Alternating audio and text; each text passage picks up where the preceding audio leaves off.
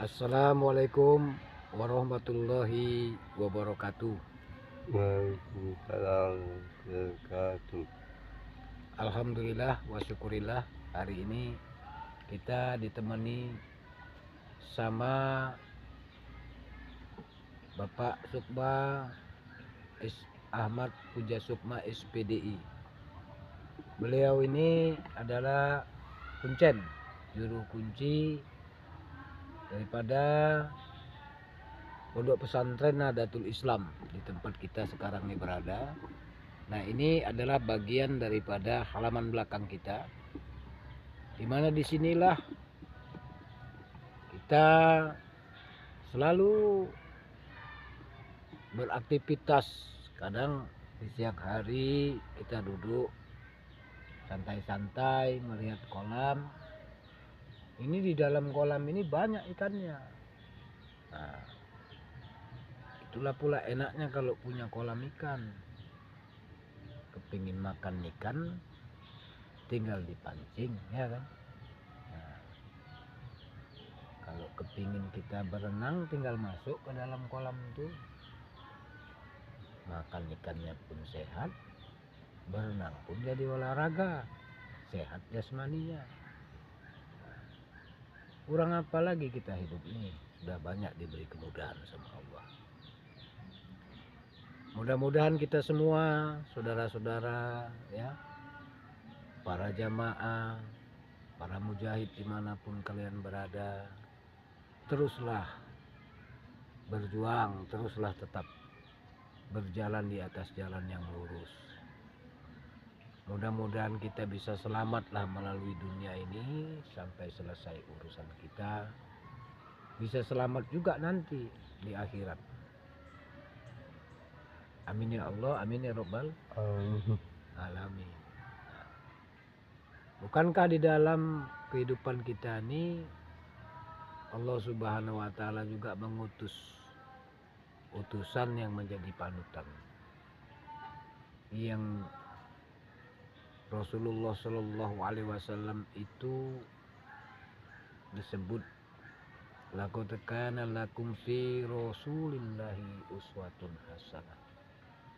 Sesungguhnya telah ada, ya, contoh-contoh budi pekerti yang baik pada diri Rasulullah Shallallahu Alaihi Wasallam itu yang patut dan layak untuk kita contoh. Saudara jamaah sekalian, simpelnya di dalam kehidupan kita ini, kalau kita tidak mau tersesat, ada pedoman hidup, kan gitu. Karena kalau orang hidup luas bumi Allah ini, macam manalah kita bisa selamat kalau tak ada tanda-tandanya, kalau tak ada jalan-jalannya, bisa kita kesasar. Apa yang tak enak di dunia ini? Kebanyakan makan pun bisa muntah. Bisa. Kebanyakan duit pun bingung kadang-kadang kita mau ditaruh di mana duitnya. Kurus sekalipun salah, gemuk kali pun payah. Iya kan? Lapar sekalipun susah hidup ini. Kenyang kali pun nggak bisa bergerak. Jadi inna fi khalqis samawati wal ard. Allah berfirman itu di dalam Quran surat Ali Imran itu, sesungguhnya dalam penciptaan langit dan bumi, kata Allah, waqtilafil laili wan nahar, silih bergantinya siang dan malam, la ayati li ulil albab, tidaklah demikian itu melainkan menjadi tanda-tanda kebesaran Allah bagi orang-orang yang mau berpikir. Siapa orang-orang yang mau mikir itu? Semua orang kalau ditanya mau mikir, cuman yang dipikirkan tak apa-apa, yang nggak penting-penting pun dipikirkan. Terakhir error, penting sendiri dia. Makanya kalau berpikir tidak pakai konsep Allah pasti error.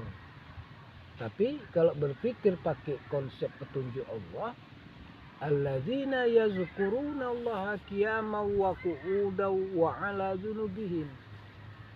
Yang mau berpikir ini adalah orang-orang mereka yang selalu mengingat Allah dalam kebesaran penciptaannya ini, dikala dia berdiri, dikala dia duduk, dikala dia berbaring. Macam kita inilah duduk di bawah pokok sawit, di tepi pokok sawit ini ada kolam, banyak pemandangan yang kita tengok, berenang-berenang ikan itu di situ.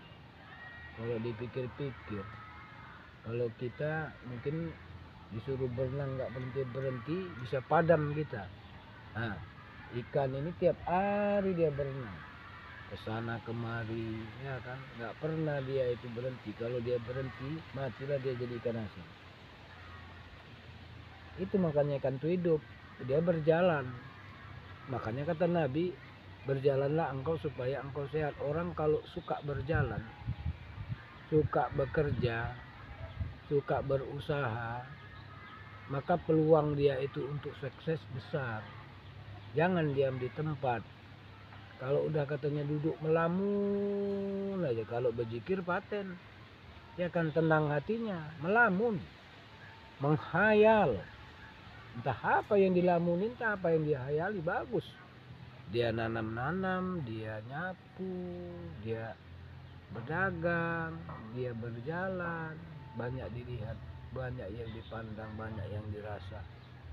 Sehat zahirnya, sehat pikirannya, sehat perasaannya. Nah ini, siapa orang yang mau berpikir itu adalah mereka orang-orang yang selalu ingat kepada Allah. Jangan lengah kita.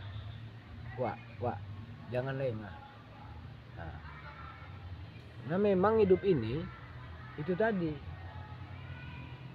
Kalau di dunia ini kita tengoklah, sepintas pohon-pohon ini macam tenang.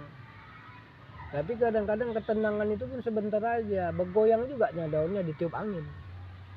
Nah bergoyang-goyang. Nah, macam mana pohon itu batangnya bisa bertahan? Nah, kalau batangnya itu tak sehat. Nah, kadang-kadang kan batangnya itu kita tengok macamnya sehat, rupanya berlubang udah dimakan sama apa? Kumbang, tau kumbang? Nah sumpama nih bahasa opone, bahasa Sangsakertai gendon. Nah ini kuling mangani bonggol sawit iku, opo wawung. Memang deh ketoke cilik, tapi berapa banyak gara-gara wawung ataupun gendon itu matilah pokok sawit yang gitu besarnya. Kalau dipikir-pikir kan gitu. Kita kadang suka sepele dengan perkara kecil. Dari perkara kecil itulah akhirnya menjadi besar. Sikit-sikit digerogotinya. Nah untukmu sakne kedini untukmu. Tapi kalau giginya gendon ataupun kumbang itu nggak nampak pun giginya, tapi sanggup dia ngelobangin batang sawit yang gitu keras. Coba kau apa mah brakoti ngono, brodol, untukmu iku iso brodol. Katanya kita hebat manusia ini. Coba tes macam ikan itu, tinggal berenang aja keliling tiap hari, nggak sanggup. Makanya jangan suka sepele. Kita memang makhluk yang dipilih sebagai khalifah. Nah, tapi kadangkala ada banyak hal yang membuat kita itu nggak mampu dibanding makhluk yang lainnya. Tengok monyet, macam mana monyet tuh? Dia makan sambil berjalan bisa di atas pohon itu. Kena hujan, kena panas, nggak ribut ya. Kalau kena daun jelatang itu mungkin udah nggak terhitung badannya tuh. Yang bambu, nang godong pokok-pokok bambu itu pun sering kadang-kadang punya. Slow aja dia. Kalau gatal garuknya, habis itu hilanglah gatalnya. Tengoknya nanti buah pisang orang masak, lupa dia kalau badannya gatal. Memang tak bisa dia berpikir gitu. Tapi dinikmatinya hidupnya. Kalau kita nih disyukurinya hidupnya kalau binatang-binatang nggak pernah dia protes. Kita nih yang parah kali gitu. Makanya kalau kita susah itu jangan nengok ke atas, tapi tengoklah ke bawah gitu kan.